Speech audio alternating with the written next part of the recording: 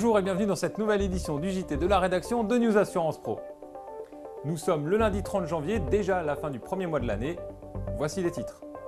Un JT riche cette semaine puisque nous parlerons des mauvais résultats de l'assurance en France et de l'assurance vie en particulier avec le président de la FFSA, Bernard Spitz.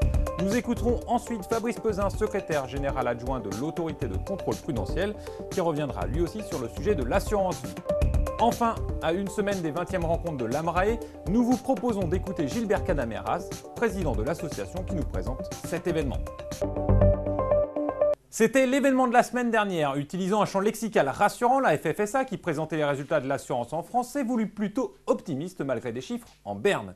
L'assurance vie avec une année très compliquée, tandis que le dommage s'est doucement redressé. Un sujet préparé par Thierry Gouby. Jeudi dernier, la FFSA a présenté les résultats du secteur pour 2011. Un chiffre d'affaires global en baisse de 9%, affecté par la chute vertigineuse de l'assurance vie à moins 14%. De son côté, l'assurance dommages et responsabilités affiche une croissance de 4%. Alors, en période électorale et après 2 années durant lesquelles le secteur a été pris à partie par le monde politique, l'assurance française craint-elle de nouvelles critiques ? Alors ça, je ne crois pas du tout. Vous voyez, par exemple, pour être tout à fait clair, puisque nous sommes des financeurs de l'économie, incontestablement. Mais la critique qui est dirigée vers un certain monde de la finance, celui du court terme, celui de la spéculation, celui du décalage complet entre le monde réel et les actions financières. Nous représentons tout le contraire. Nous sommes l'industrie du long terme et pas du court terme. Et ce que nous offrons, c'est quelque chose de tout à fait concret. Personne ne se pose la question de savoir à quoi servent les assurances. Les assurances, ils servent à protéger les gens, ils servent à préparer leur retraite. Et ils sont en plus soumis à un cadre prudentiel et réglementaire extrêmement serré. J'ajoute une chose. C'est qu'il y a quelque part l'idée de dire il faut que ceux qui ont provoqué la crise en payent les dégâts. Les assureurs n'ont rien fait dans cette crise. Ils en ont été les victimes, comme tous les Français, comme tout le monde. Donc non, nous ne sommes absolument pas, je crois, concernés par ce débat. Je vous le disais en introduction, nous sommes déjà au terme d'un mois de janvier qui aura été riche en rebondissements, notamment parce qu'il a vu les principaux assureurs annoncer leur taux de rendement en assurance vie. À ce propos, même si tout le secteur sait que l'autorité de contrôle surveille de près ces taux, voici les précisions de son secrétaire général adjoint, Fabrice Peuzin.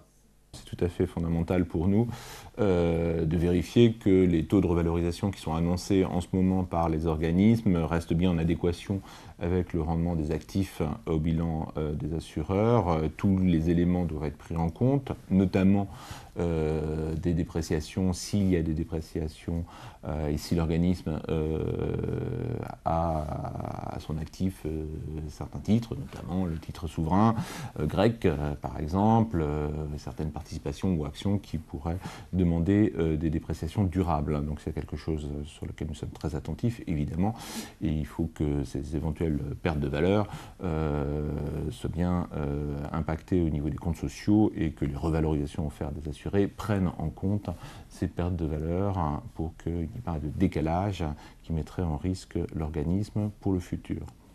Les 20e rencontres de l'AMRAE commenceront la semaine prochaine. Avant une interview plus complète vendredi, voici la présentation de l'événement par son président, Gilbert Cadameras. Alors c'est forcément historique d'abord, puisque dans cette édition nous allons fêter le 20e anniversaire des rencontres. Donc ça sera une manifestation qui prendra un relief particulier. Nous avons voulu l'axer effectivement sur le métier du risk management et de l'assurance.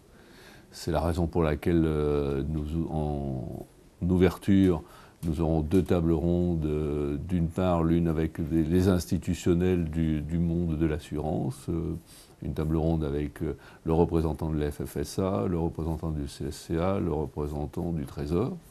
Et puis nous aurons une deuxième table ronde avec les professionnels de l'assurance et du courtage international, puisque c'est aussi la dimension que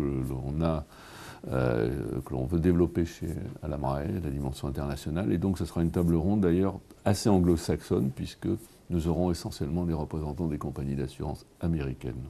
Avant de se quitter, je vous propose de découvrir le programme de la semaine sur News Assurance Pro. Mercredi, nous vous proposons de retrouver notre nouveau format NRIP qui reprend sous la forme de zapping les vidéos parlant d'assurance. Teaser toujours, vous retrouvez dans 2 semaines un entretien exceptionnel avec Daniel Avis, filmé dans le cadre des petits déjeuners de la lettre de l'assurance. Enfin, News Assurance sera présent à Deauville pour les 20e rencontres de l'Amrae avec le retour pour ceux qui l'avaient déjà fréquenté du plateau de télé, mais dans une version cette fois-ci améliorée. Sur 2 jours, nous vous proposerons une dizaine d'interviews portant à la fois sur le risk management, mais également sur des sujets assurance, avec notamment quelques grands noms du secteur. Vous découvrirez également dans l'hebdomadaire un cahier spécial dédié à cet événement. Voilà, c'est la fin de cette édition. Je vous donne rendez-vous lundi prochain pour un nouveau numéro du JT de la rédaction de News Assurance Pro. D'ici là, très bonne semaine à toutes et à tous.